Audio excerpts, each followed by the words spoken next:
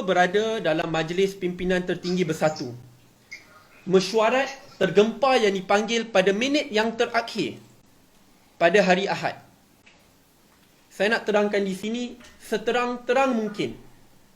Dan kalau saya salah, boleh ambil tindakan mahkamah atau undang-undang. Saya akan gunakan tarikh, masa, siapa yang hadir supaya perkara ini dapat disahkan. Pada hari Jumaat, sebelum mesyuarat Majlis Presiden Pakatan Harapan yang terakhir, pada pukul 3 petang, bertempat di Yayasan Bohari, ada perjumpaan Biro Politik Parti Pribumi Bersatu Malaysia.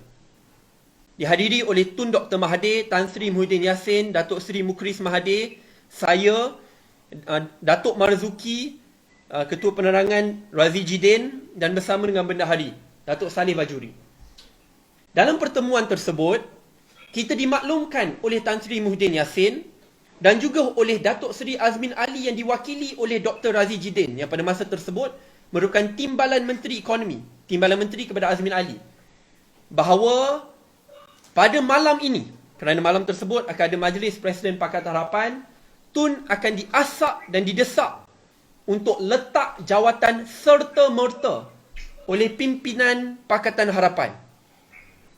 Desakan itu, jika tidak berjaya, akan didatangi dengan desakan untuk terus melantik Datuk Seri Anwar Ibrahim sebagai Timbalan Perdana Menteri dan untuk terus menentukan tarikh bukan saja selepas APEC tapi pada bulan Mei, contohnya 22 Mei, untuk Tun letak jawatan serta-merta. So apabila perkara itu dimaklumkan, pimpinan bersatu agak gusar dengan apa yang berlaku kerana tidak pernah ada perbincangan ini bersama dengan pimpinan Pakatan Harapan. Dan dikatakan oleh Tan Sri Muhyiddin dan Datuk Seri Azmin bahawa perkara ini telah pun disahkan dalam mesyuarat tertutup bersama dengan keadilan dan pada masa yang sama maklumat yang diterima oleh Tan Sri Muhyiddin Yassin. Sebelum perkara itu berlaku, Tan Sri membentangkan bahawa sebab itu ada keperluan untuk kita tidak lagi bersama dengan Pakatan Harapan, meninggalkan Pakatan Harapan dan untuk bersama dengan Perikatan Nasional. Tetapi Tun Dr. Mahathir berkata, sampai hari ini desakan-desakan seperti itu tidak berlaku. Kalau betul, kita tunggu dan lihat apa yang berlaku pada waktu malam. Sebab itu bila tibanya Majlis Presiden Pakatan Harapan, desakan-desakan ini tidak berlaku sama sekali. Kalian dah dengar audio klip yang dikeluarkan. Masuk-masuk mesyuarat, semua pimpinan tertinggi telah pun bersetuju bahawa Tun akan kekal sebagai Perdana Menteri. Sebab itu saya sendiri terkejut kerana sebelum mesyuarat tersebut kita ditaklimatkan benda yang lain. Tun dihasut dengan maklumat yang salah bahawa dia akan dijatuhkan dan sebab itu wujudnya keperluan untuk menjatuhkan kerajaan Pakatan Harapan dan menubuhkan kerajaan baru. Sebab itu selepas mesyuarat tersebut, kita adakan satu sidang media bersama yang turut dihadiri oleh Tan Sri Muhyiddin Yassin, duduk bersama. Dan sidang media tersebut menunjukkan kebersatuan kita. We were united and we were together. Sebab kita rasa krisis itu tamat. Malangnya, pada hari Ahad, tiba-tiba kita mendapat maklumat akan ada MPT tergempar. Isu tidak dimaklumkan apa yang akan dibincangkan. Sebelum majlis mesyuarat pimpinan tertinggi pada hari Ahad dalam pukul 10.30, ada satu pre-council yang diadakan di antara Tun Dr. Mahathir, Tan Sri Muhyiddin Yassin, Datuk Seri Mukhris, Menteri Besar Perak, Faizal Azumu, saya, Syed Saddiq, Dr. Marzuki dengan Datuk Nadin dan Datuk Hamzah Zainuddin. Sebelum kita masuk ke majlis pimpinan tertinggi bersatu, di situ Tun merayu lagi sekali, tolong jangan buat perkara ini. Apa yang korang atau kalian katakan sebelum ini bahawa saya akan didesak untuk letak jawatan, bahawa saya akan ditikam dari belakang, tidak berlaku sama sekali.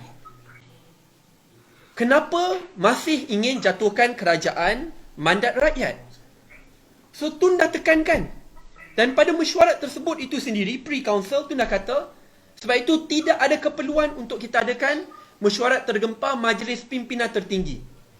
Sebab pre-council itu berada di pejabat pengurusi sebelah saja bilik mesyuarat MPT, di mana MPT telah pun berhimpun. So, apabila Tun katakan itu pada pre-council, akhirnya pimpinan semua bersetuju. Baiklah Tun, kita tidak lakukan. Tetapi apabila Tun suruh batalkan mesyuarat Majlis Pimpinan Tertinggi, Tan Sri kata jangan. Tak apa, kita maklumkan keputusan pre-council kita ke dalam mesyuarat Majlis Pimpinan Tertinggi. So, apabila Tun masuk, Tun mula berucap dalam 40 minit menerangkan kenapa. Sebab itu apabila ada orang yang leak audio ini, saya desak mereka kalau betul-betul jujur nak tahu niat sebenar, tolong leak semua klip audio itu, kerana kalian semua akan dengar Tun merayu dalam 40 minit pertama itu untuk kekal setia bersama dengan kerajaan mandat rakyat. Tun kata bahawa sebelum ini, kamulah yang kata bahawa Tun akan didesak jawatan. Bahawa Tun kena letak jawatan serta-merta. Bahawa Tun akan didesak lakukan ABC. Tetapi dalam Majlis Presiden Pakatan Harapan, semua itu tidak sama sekali berlaku. Dan Tun merayu berkali-kali. Saya ada di dalam, sebab itu saya dengan Ulia kata, berapa kali lagi korang nak desak Tun? Tun kata sekurang-kurangnya 3 kali, sampai akhirnya dia berkata, jangan paksa saya gadai prinsip saya. Bila saya kata saya akan letak jawatan selepas APEC, saya akan letak jawatan selepas APEC. Sampai kali terakhir, dan ini merupakan pendedahan baru juga. Dan kalau saya salah, boleh ambil tindakan undang-undang, dan saya berharap mereka yang ada audio klip penuh ini berani untuk dedahkan perkara ini. Kerana mesyuarat itu sangat panjang. Kerana Tun kata, jangan, ini tindakan yang teruk. Ya, saya kena akur kepada keputusan parti, tapi saya tidak bersetuju. Ini tindakan yang teruk. Mereka tak habis-habis kata, jangan risau Tun. Tun akan kekal sebagai Perdana Menteri, cuma akan tukar daripada Perdana Menteri Pakatan Harapan ke Perdana Menteri Perikatan Nasional. Semua jenis hujah undang-undang digunakan. Kata tak perlu, akan ada 133 SD akan diberikan terus. Dan bila 133 SD diberikan kepada Agong, Tun kekal sebagai PM, cuma tukar kerajaan. Tapi Tun kata dia tak nak jadi Perdana Menteri Perikatan Nasional, dia akan letak jawatan. Dan dia kata tu berkali-kali. Tapi orang itu juga sama kata, tak Tun, jangan risau, you tak perlu letak jawatan pun. Dan bila sudah lama bermesyuarat, akhirnya Tan Sri Muhyiddin Yassin sendiri berkata bahawa, Tun, kalau kita tidak keluar daripada Pakatan Harapan sekarang, saya baru dapat mesej bahawa Datuk Seri Azmin Ali dan kumpulan ahli parlimennya akan keluar daripada Pakatan Harapan, with or without you. 13 ahli parlimen bersatu, yang dari UMNO menyertai bersatu, akan meninggalkan Pakatan Harapan with or without us. Dengan itu, kerajaan akan terbubar. Tangan Tun terikat. Sebab itu saya ingat dalam mesyuarat saya bersuara, saya kata, ini merupakan salah satu ugutan. Belum apa-apa lagi, belum kita dikatakan ingin bekerjasama dengan UMNO Barisan Nasional, diugut oleh kawan kita sendiri. Kalau kita tidak mengambil pendirian untuk keluar daripada Pakatan Harapan, dalam Majlis Pimpinan Tertinggi Bersatu, 13 ahli parlimen bersatu daripada UMNO yang meninggalkan UMNO menyertai Bersatu akan keluar daripada Pakatan Harapan, dan geng Azmin Alin akan keluar daripada Pakatan Harapan dan kerajaan terbubar. Put yourself in Tun's shoes. Sebab itu, pada mesyuarat itu sendiri, kita dimaklumkan bahawa Tok Guru Hadi, Zahid Hamidi, beberapa pimpinan tertinggi lain sedang menunggu untuk Tun. Dan mereka ingin berjumpa dengan Tun. Dan Tun kata, bila? Tun pun tidak tahu. Dan mereka ingin memastikan bahawa Tun bersama pergi ke istana untuk memberikan sokongan Kerajaan Perikatan Nasional yang baru. Tetapi apabila mereka pergi ke rumah Tun, berjumpa Tun, Tun sendiri kata bahawa dia tidak akan pergi ke istana. Dan dia tidak bersetuju dengan apa yang dicadangkan. Sebab itu akhirnya apabila rombongan ke istana itu berlaku, Tun tidak sama sekali pergi ke istana. Dan apabila ada perjumpaan tergempar di Hotel Sheraton, Tun tidak tahu. Saya katakan ini kerana setiap ahli Parlimen Bersatu pada malam tersebut mendapat panggilan untuk hadir ke Hotel Sheraton, dan kita dimaklumkan Tun tahu dan ini adalah arahan. Saya dapat panggilan tersebut.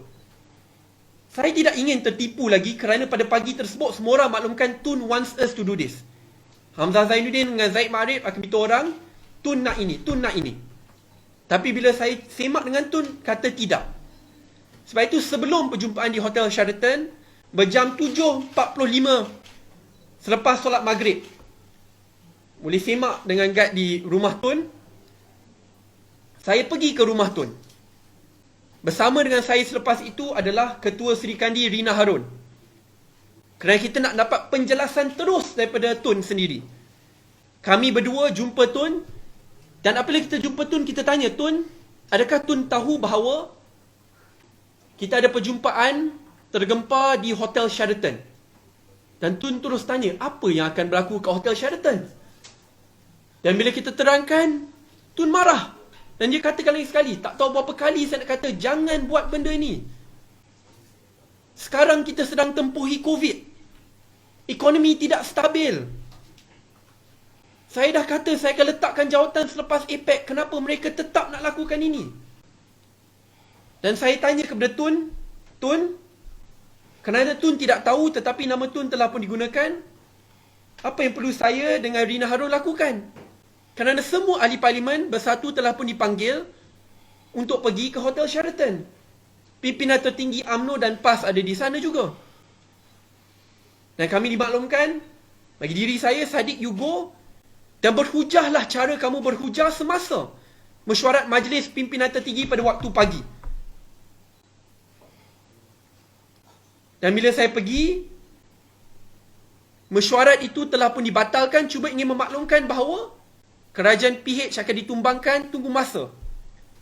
Dan untuk mencetuskan krisis politik, perjumpaan di Hotel Sheraton itu ada. Saya maklumkan kepada ahli Parlimen Bersatu yang hadir bahawa Tun tidak bersetuju. Tun tidak dimaklumkan berkenaan perjumpaan ini. Mereka mungkin tidak senang apa saya katakan. Tapi sama seperti saya berhujah pada waktu pagi di majlis pimpinan tertinggi, perkara ini harus dipertahankan, kebenaran itu harus dipertahankan. Sebab itu saya pelik bila diorang kata, jangan kita main politik semasa musim COVID. Itu adalah hujah yang Tun pakai untuk kata, jangan lakukan perkara ini. Biarkan dia letak jawatan selepas APEC. Biarkan dia ikut ketetapan Majlis Presiden Pakatan Harapan. Sebab itu apabila ada pihak-pihak yang menyalahgunakan nama Tun, saya cabar mereka lawan fakta saya pada hari mana, pukul berapa. Sebab apabila Zaid Ma'arif, setiausaha politik Tun kata, semalam Tun lakukan ini, kalau betul, kenapa Tun keluarkan surat pemecatan Zaid Ma'arif 1 hari selepas majlis pimpinan tertinggi di mana dia menikam Tun dari belakang? Kenapa Tun nak keluarkan surat pemecatan kalau betul Zaid Ma'arif ini mengikut saja kata Tun? Realitinya, mereka ini menghasut Tun daripada awal bahawa Anwar akan lakukan undi tidak percaya. Bahawa Datuk Seri Anwar melalui Majlis Presiden akan mendesak Tun untuk letak jawatan serta-merta. Tetapi semua perkara itu tidak berlaku sama sekali. Tetapi mereka mengambil pendirian untuk meneruskan the scheme of things yang mereka nak buat with or without Tun Dr. Mahathir Mohamad. I want to put this on the record supaya semua orang tahu kenapa kemelut politik ini berlaku. Ini bukan kerana Tun Dr. Mahathir secara tiba-tiba meletakkan jawatan. Ia berlaku dan bermula daripada perancangan yang agak rapi sebelum itu. Dan apabila Tun tidak bersama, orang-orang ini berjumpa dengan Tan Sri supaya Tan Sri dapat mengepalai gerakan itu.